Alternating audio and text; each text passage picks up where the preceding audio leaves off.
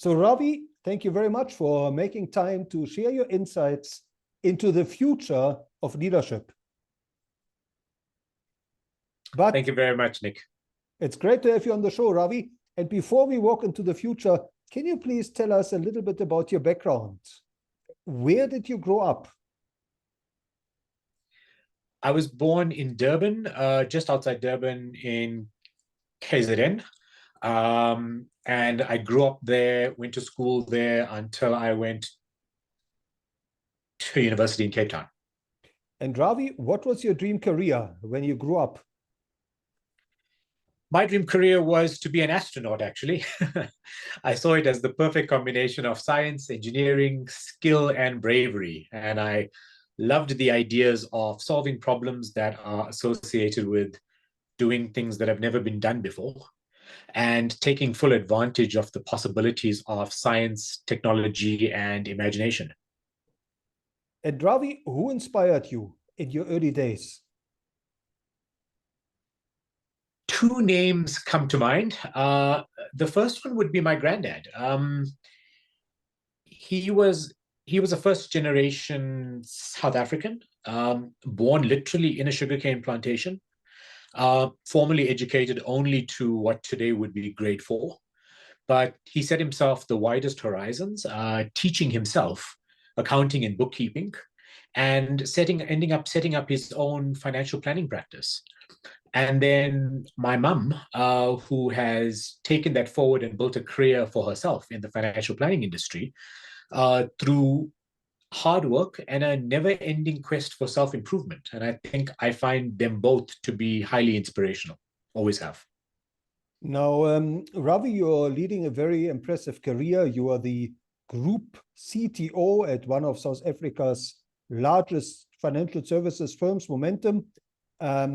Looking back over your career, would you say there was a turning point or maybe a number of turning points? Yeah, I think that second one is the right one. I'm very lucky to have had a career full of turning points, I think, the proverbial jungle gym.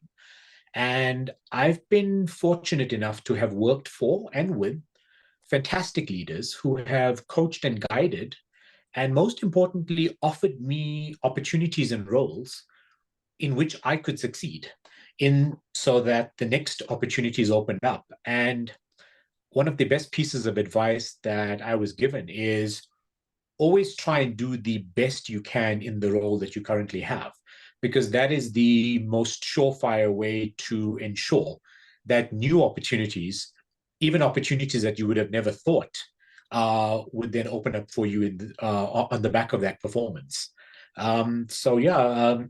A career of turning points. Right. And tell us, Ravi, what is driving you today? Today, it's the excitement of working in a world of technological wonders. We're able to harness some of the most exciting capabilities, things that in the past we could only dream about or write about in science fiction, we can now do. And those amazing capabilities actually give us the potential to deliver hugely positive impacts that can have a significant change and positive outcomes for the world around us. Now, Ravi, looking into the future, and I know it's a big question, but what does the future of leadership mean to you? Leadership of the future is becoming ever more able to find ways to knit teams together and to get them to take full advantage of the opportunities that technologically enabled capabilities offers us. The tools are there for us to achieve extraordinary outcomes, as I've said, but this often requires organizations, teams, and people to be able to go through change more often than ever before. And change is often hard. And it's the role of leaders to help teams recognize that there's more to be gained from moving forward than there is in hanging on to what we have today. So I think instilling the desire to achieve the remarkable is going to be one of the key challenges of leadership in the future. And Ravi, what have you learned from your own leadership journey? that you consider most important for building future leaders and developing future leaders? I think that learning is perhaps the most important characteristic. Ever learning. It's a characteristic and trait for leadership. Always looking to learn more and better understand the environments that we're in and the potential of those environments. The best leaders are able to ask the right questions, and counterintuitively, asking the right questions requires you to have a good base of knowledge that you can pull apart and put together in different ways to be able to ask more provocative, more challenging questions that enable us to say, well, we'd never thought of that. Let's figure out how we build on that and take ourselves forward. So learning is by far the most important characteristic, I think, for leaders of the future. Thank you. Now, Ravi, these are challenging times as the world is stumbling from one crisis into the next. What is your advice for future leaders in terms of challenges? What are some of the biggest challenges they should expect to encounter in their career and hopefully overcome? The world is getting ever more complex. And I think the challenge for leaders is to work out, how do we simplify things? How do we bring more clarity into complex situations? How do we leave our teams leaving every engagement more clear on what we're dealing with? I think that's going to be one of the biggest challenges, but also the biggest opportunities for leadership. The other important trait is to instill enthusiasm into every engagement. And this is not a false positivity, but it's a genuine enthusiasm for the good and the hard, for the great and the not so great outcomes. I think enthusiasm goes a long way. The best leaders also allow for diverse views to come through. Some of the best leadership decisions that I've seen have come from where leaders have allowed their teams to override their natural instincts. Now, that's not easy, but it is essential. And therefore something that leaders of the future are going to have to be in a position to do more of. Now, Ravi, if you were to design a curriculum for future leaders, what are maybe one or two new skills you would want to factor in? This is a tough one because I don't think it's necessarily easy to work out what skills will either remain critical or be critical in the future, because I think technology and the world around us is changing so quickly. 3 years ago, we would have said that everybody ought to be learning coding. But of course, 3 years ago was before ChatGPT. So in the new world of AI, the most important skill might not be knowing how to code, but might actually be, how do you best instruct the machine on how to code for you? And how are you then able to test that code itself, which are not always the same skills. So I'm going to not go for new skills, Dr. Nick. I'm going to actually go for some older skills. And in fact, what some people would call softer skills. How do we ensure that we actually are inculcating curiosity, enthusiasm, rigor and grit, the ability to guide others through bold but uncertain choices? I think those are the skills that no matter what technology throws at us, you're always going to need leadership to be able to do that. And artificial intelligence will always need human intelligence to guide it. I believe that. And so in order for that human intelligence to come through, those softer skills are going to be quite crucial. So I would make sure that any curriculum of the future actually includes things that we would have considered to be as important in the past as the future. Right. Now, Ravi, as a mentor to many future leaders, can you maybe share a success story or two where you mentored an upcoming leader and that person took your advice to heart? I think there's more than a few people who could laugh at this one, because they know that I sometimes struggle to resonate with the term mentor. I find that it kind of implies knowing the answer. What I've done more is to always position myself as more of a thinking partner, discussing and unpacking issues, and then being in a position to, again, ask the right questions and perhaps bringing in new perspectives. The successes that I'm most proud of are where is getting the sense that these engagements end with excitement and optimism about the actions to be taken in facing challenges.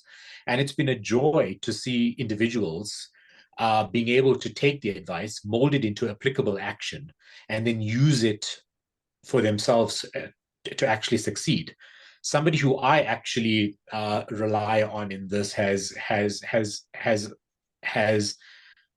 compared this to essentially being the role of a golf caddy.